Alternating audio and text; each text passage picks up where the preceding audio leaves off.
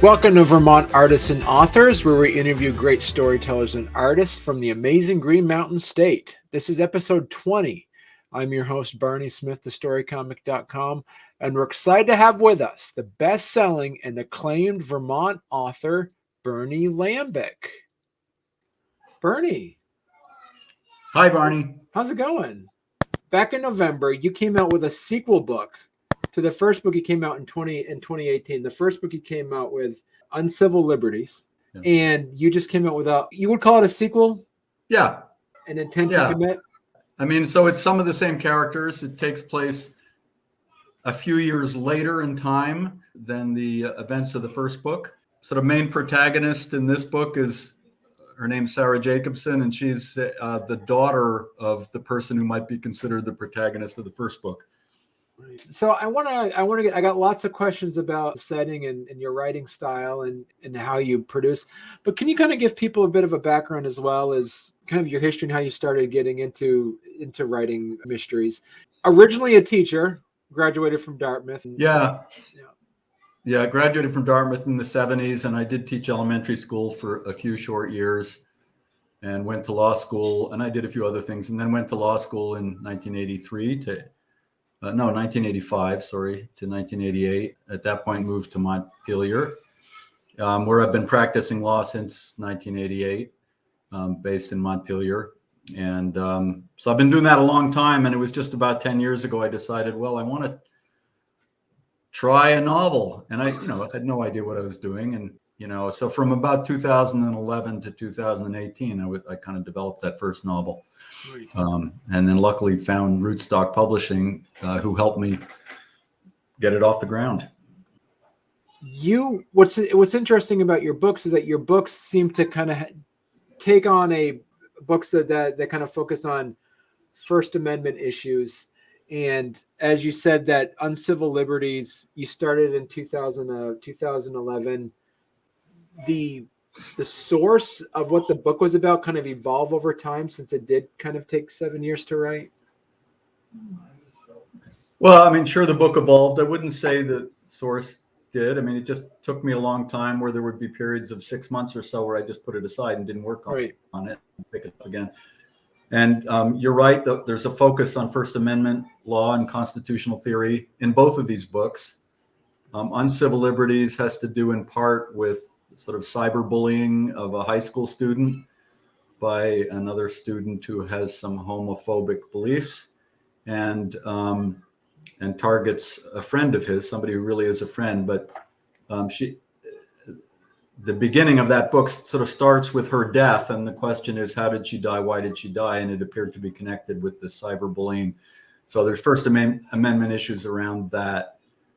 Throughout Uncivil Liberties, as well as some other issues like prayer at town meeting comes into it.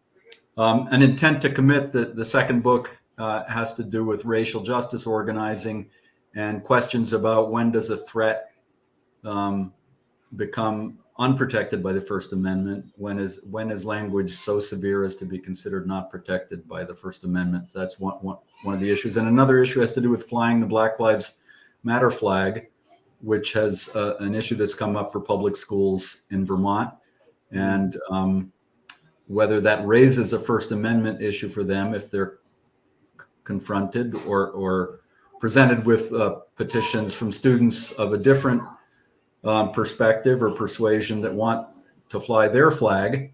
And then, so that's sort of called the public forum doctrine. Do you create a public forum if you fly the flag, the BLM flag, on your flagpole? Right. How difficult or easy it is for you to transition between putting on your author hat and putting on your lawyer hat when you're trying to write this? Or how does that work for you? Well, for sure, to make it a novel that people might want to read, there has to be characters and plot and character development. And that's the part that was new for me and hard. How to make characters come alive and breathe is really the hard thing, I think, for a novelist, and I think was challenging for me, and that's what I was trying to do. It's not just a legal brief, but it's mixed between the both of these are mysteries.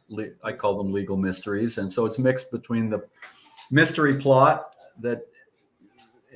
that's inhabited by these characters, and then the legal issues that they confront. And I do indeed spend quite a few pages dealing with legal argument before courts and among lawyers and clients, trying to figure out these constitutional issues that have interested me so much in my career. So there's a real deep connection between the kind of legal work I've done over many years now and the issues that I cover in these books. Right.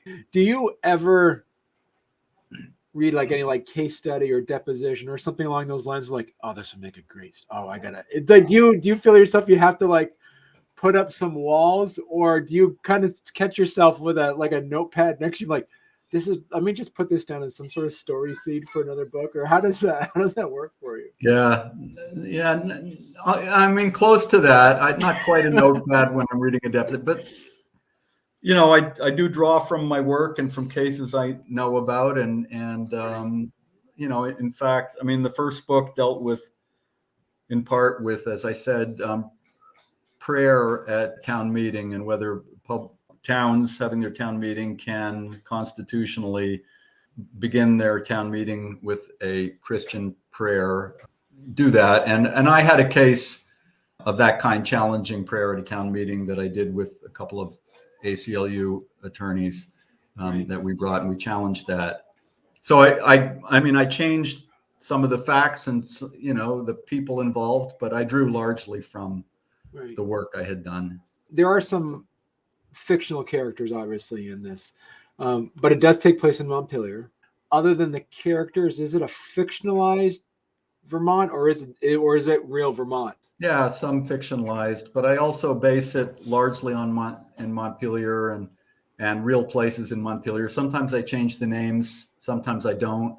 So a lot of the street names are made up, but anybody that knows Montpelier would kind of know where it is. And I mean, I have people getting coffee at a place I call Sacred Grounds Cafe, which is very much Capitol Grounds in Montpelier. And so I use real places, and people will recognize that. I mean, I think that's been a fun thing for some of my readers, Montpelier readers, Central Vermont readers, tell me, it was really enjoyable to kind of locate these places and know what you're referring to.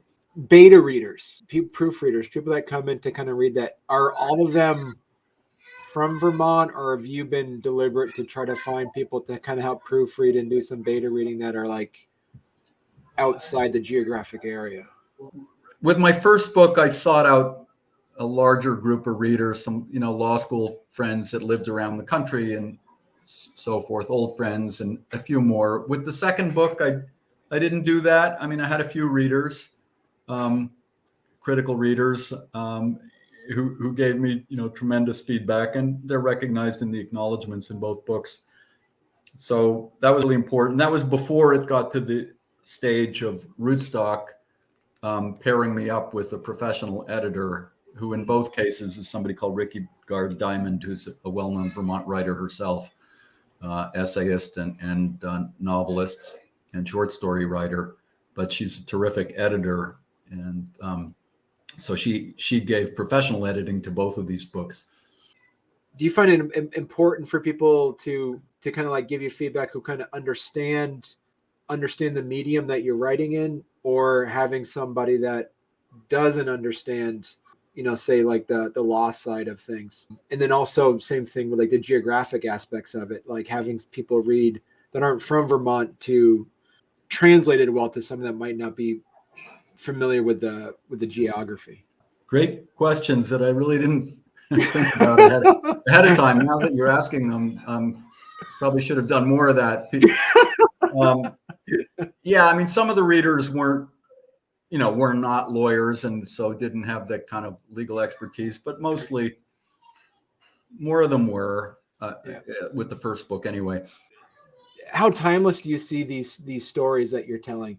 Could you tell them that are based off of some specific slices of Vermont politics as it happens? Do you see some of the messaging the morals and the journeys feel timeless to the readers? Yeah, it's that mixture of topical things. I mean, cyberbullying in schools, for example, but the tension about what kind of speech should be protected, as a matter of constitutional law, but also as a matter of morality. You know, what do we tolerate? What don't we tolerate? I mean, those are timeless questions. And, you know, intent to commit is also a love story. That's part of the reference in the title. You know, there's timeless issues about relationships and people struggling. It's interesting. You went from 20. It took you 7 years to write your first book, but it only took you like 2 or 3 years to write your second book. After you finished Uncivil Liberties, did you say, was it destined for a sequel, or did you have a spark of inspiration afterwards and said, I got another book coming, I got to write It this took book? a little while to get there. So no, it wasn't destined. I didn't feel that right from the beginning, but Right. I mean, I kept thinking about the characters and wanted to develop these characters further. And I had some other legal issues that struck me as interesting to build a mystery around. The focus of the mystery is a kidnapping in the second book. The principal character is kidnapped right at the beginning, and then there's backstory that fills in how that arises. So no, it took me a little while, but you're right that it didn't take me nearly as long to write the second book, and part of that's a matter of confidence developing. You know, I felt like, oh, okay, I can't do this, which I didn't know, you know, earlier, and was quite doubtful about whether I'd ever really accomplish completing a publishable novel. But when I did, I felt like I can do it again. And I mean, I feel like the writing's better in the second book, and it's a better book. Are you already working on a third one? Barely. I've done some writing about the characters, continuing the development of their lives, but I don't really have a plot yet. You got 2 books down. Your work. You've set your pace. What would be some advice that you would give to some budding authors or some people who are looking to write their own thing, but they just don't seem to have enough hours in the day to figure out a time to do that? Exactly. I mean, that's true for a lot of people. I don't have particular discipline about saying, you know, I'm going to get up at 6 a.m. and write for 3 hours. I don't do that. I kind of just have written when I wanted to. I mean, what's worked for me is my kids grew up, and many years ago now, they're in their 30s, and I've been a lawyer for a lot of years. So I've been sort of being a lawyer more or less, you know, more like half time. The luxury of my own time and directing my own time. Also, as a partner in a law firm, I don't have a boss. Of course, cases arise that become pressing and occupy my time. And occasionally I've done trial work. And if you're in the midst of a trial, it's consuming. But especially in the last few years, I more or less the master of my time and had the ability to make time as I wanted. I mean, I acknowledge there's a lot of privilege and a lot of luxury in that not everybody has. What do you find about the first? What are the things that kind of strike you as an author, not necessarily as a lawyer, but as an author, that you find inspiration in writing about First Amendment issues? Well, I just do find a lot of these issues really interesting, and the debates about them really interesting. I mean, it's going on all the time with the Supreme Court cases, and you know, the development of the law in this area. The development of the law, especially around religious issues, is just changing dramatically with the rightward drift of the U.S. Supreme Court. So, you know, for me, it's fascinating. And what I wanted to do was to bring some of this thinking and argument to a lay audience that might be interested in a mystery and want to read a mystery, Right. But also then be exposed to the First Amendment issues and theory. You know, you were a teacher too. So are you kind of combining your first part of your career as an educator with the lawyer piece, kind of combining those with having people learn something from your books as well? Yeah, for sure. And I tried to deal with the law and the way lawyers work in a realistic way. I mean, that really is a goal. A lot of people have, you know, their exposure to law, seeing Law and Order on TV or something like that. So they're used to police dramas and criminal law dramas where everything's packed into 60-minute episodes and things happen very quickly, but and it's not always realistic, you know. Right. So I've tried to present these things quite realistically, and so education's a big part of it. And people have told me that people have said, you know, I mean, one question for me was, would people be able to get into the legal stuff? And I've had a number of readers say, what I really loved was this legal part, and I learned a lot about the law. It's really interesting. I mean, there's other people who probably don't share their views with me for whom that's not true, and they may really struggled through the legal parts, the legal arguments that are in the books, and maybe just skim those pages and move on more to the plot and the characters. And I remember you said in a previous interview that the character from the first book was more kind of loosely based off of your personality, but with the second book, not so much. Right. So this character in the first book, a lawyer named Sam Jacobson. Yeah, I mean, very, very, very loosely. There was a little bit of autobiography in that, and I say very loosely, and that's kind of the way it began when I was writing. And then, as I wrote and it went through drafts and development, I mean, I realized, like, these characters have to separate from me and my family, and they have to, they have to live their own lives and develop their own characters and personalities. So it moved away from that. So yeah, in the second book, that character, Sam Jacobson, is a relatively minor character in it. That was an explicit thing, or is that some feedback that you get from other people who say, hey, let's make it a new character in the second book? I wanted to focus on his daughter and her partner, who is a character in the first book. Right. The main character of the first book, it becomes the lover, the partner of Sarah Jacobson.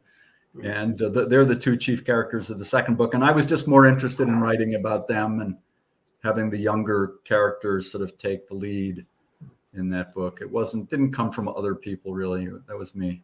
No, so was there anything on there that you kind of had to pull out of your manuscript and say, well, I'm going to save it for something else. I'll try to find something else for it. I mean, I know this happens with writers a lot. They might write a whole 50 pages that then gets really tossed aside. That didn't happen. It was more, when my editor, might have said a certain passage, she didn't know what the rationale for including that was, or something like that, and I had to rethink things. And I never fundamentally disagreed with any of the criticism that I got. Early critiques of the book caused me to restructure it some, so to move scenes from where move scenes around and have two timelines developing at once rather than do the whole thing chronologically. That came from some critical reading. And so were you always wanting to write a crime mystery, or did Uncivil Liberties always have that genre, or did that evolve into it? No, it was a mystery from the start. I mean, I was beginning to shake my head when you were asking, did I always want? And so all this stuff only happened when, I'm in my, in my mid 50s when I started doing this. So it wasn't like I was doing any of this before, but it was a mystery from the start. And that's kind of a form. I mean, I've always loved reading mysteries. I read a lot of mysteries, and that's kind of been a genre that I'm comfortable with. Right. And I know readers often like mysteries. So, I wanted to write something people would be interested in. Your book starts off like, your first book starts off with a murder. Your second book starts off with a kidnapping. Do you, as a writer, know how it's going to end, or do you outline everything out, or are you by the seat of your pants going to say, let's see where this goes? What's your style on that?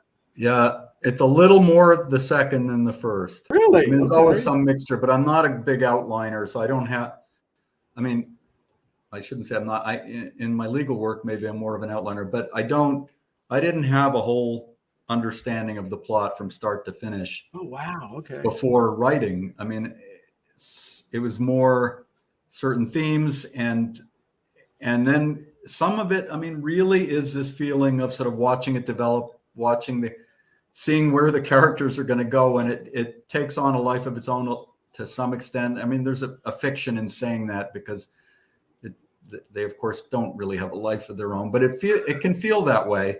And And I didn't know how things were going to end in either book until I got there.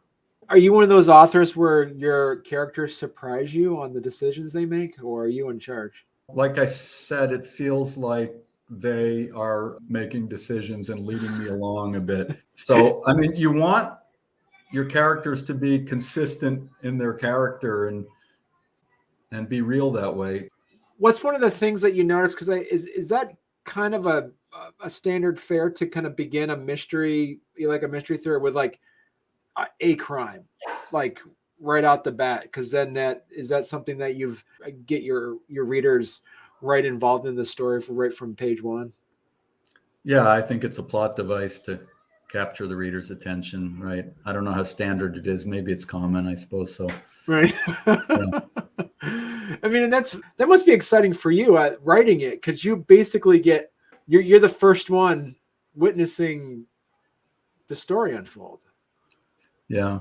I mean, it doesn't mean that I write that scene first. Right. Okay. All right. Because that's some of the restructuring, the reorganizing of the scenes. So in Intent to Commit, which begins with the kidnapping, as I said, and as you know, I didn't write that scene first. It was an earlier reader that made that point to me, right, that you might think about developing two timelines in the story rather than do the whole thing chronologically. Okay. Jump back and forth, as long as you can make it clear what's going on.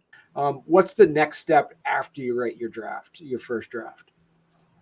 Yeah, for me, there's no such thing as a first draft. So I'm constantly rewriting as I go along. As I write subsequent chapters, I'm revising earlier chapters, restructuring, as I said. So there's no, this is the first draft. It doesn't really even work that way. It's always a work in process. Okay. Really, right to the very end, it's a work in process. And it may be that I share that work in process with someone at a certain moment in time. Of course I do that. And so that's a draft at that point, but it's far from a first draft because it's always been undergoing revision the whole time. So at what point, as they say, like, perfect is the enemy of good. Is there a point where you have to have the discipline for yourself to say, I got to stop? Yeah. I mean, I came to points, especially I'm thinking of the first book, where I didn't know what more to do, and I needed somebody to read it to get. So I mean, and then that's like a huge act of maybe courage and maybe hubris to want to share it with somebody. And I look back and I think about some of those early drafts, early versions that I shared with people, and they're it really wasn't very good, and it's embarrassing in hindsight. But I needed to get feedback from some family members and some friends, and then could keep working on it. What do you see as kind of like the biggest drawback that you would presume for like people who have their books in perpetual draft form, who I'm just afraid it's not good enough yet? What would be your advice for some of those writers who say how to get from that step to the next? Yeah, it's tough. I mean, some people are in writers' workshops and they work with a group of other writers. And then, of course, that's helpful. I never did that, but that often works for people. I mean, what I would say is, try to get somebody to read some chapters, maybe some portion of it, even if not the whole thing, and give some feedback. And it should probably ideally shouldn't be somebody you're really close to. It shouldn't be, your mother or your kid, although kids are more critical than anybody. So it should be a kid. You want to get that honest feedback, as difficult as it is to maybe face that and to take that plunge. But if you're serious about writing and serious about moving it towards publication, I think that's what people ought to do. Right. And at what point should they have, working with rootstock, how many proofreads or having some readers look at it ahead of time before you send it off to an editor? A good question. Probably, I mean, if it's a first book, I would say several readers would be better before you're sending it to a publisher. or an agent if you happen to know an agent and you're going that route. Right. Because you want it in, it's got to be in some decent shape before you get it to a publisher, or they're not going to be interested in it. Right. And I don't mean just, you know, a well-told story, but also in decent shape with grammar and sentence structure and those kind of more prosaic things as well. Do you see yourself providing that voice for, say, Vermont in this type of genre, or do you see yourself providing a voice for First Amendment issues in this type of genre? Probably more the second than the first, because that's a more unusual. Vermont's important in these books, but I don't think it's critical. You know, again, for people that know Central Vermont and Montpelier, there's a lot of stuff that's familiar in it, but it's probably not essential to the books. So when you were working with Rootstock, how much did you have, say, for like cover design and all that kind of stuff? So my initiative to use these paintings, the design, they worked with a professional designer who came up with not both interior design and cover design. And I remember for the first book, Uncivil Liberties, they did several designs of the cover using that painting, but in different formats. Like, you'll see the format for Intent to Commit is the paintings on the full page, and Uncivil Liberties. So there's these different ways to do those things. So they gave me a few designs of this Uncivil Liberties cover, you know, with the lettering, Uncivil being white, Liberties being in that color. And so, and there were like, you know, maybe 6 designs, and I was with maybe, you know, a team of maybe 3 or 4 people from the publisher and me. And I remember saying, well, I really like this one the most, I think. And they all sort of very subtly shook their heads. And I said, well, maybe I like this one. So, you know, I mean, they knew more than I did about what would work and what wouldn't work. And, you know, their wisdom prevailed. Right. But I worked with them, and they, you know, it was, you know, maybe, I don't know if it would have been if I'd really chosen something that they thought was the worst cover, they might have just really overruled me, but it never quite got to that point of conflict. Right. I mean, I should say working with Rootstock Publishing has been terrific. Working with the designer, whose name is Donnie Hoffman. So I couldn't have been really happier, you know, couldn't have been happier with my editor, with the publisher. It's a great team. One of the things, other than the courage of being able to writing again, what were some of the things that you implemented in your second book that you learned from your first book? I was just more confident with the writing. So, you know, there's a little less sweat about, is this good enough? And I didn't feel quite so much like I needed to prove myself. I think I was trying out a lot of things in the first book, playing with language a little more rather than just writing the story, you know, kind of playing with language, using humor in a certain way. The second book's a little more serious, a little less. The first book is sort of a mixture of, I'd say, a little more comedy in it. Light, some scenes that are light and have the characters being light with each other. The second book's a little heavier. Now, do you feel did you kind of get some inspiration when you're writing both books?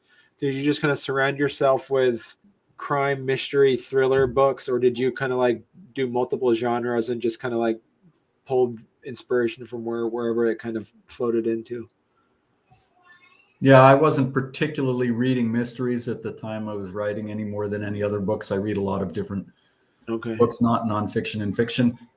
No, I wasn't. I do find myself influenced by the writers. So I told you I've written some scenes for a possible third book, and I had been reading over the summer these books by the Italian writer called Elena Ferrante, called the Neapolitan novels. It starts with a book called My Brilliant Friend, and they've become sort of an international phenomenon.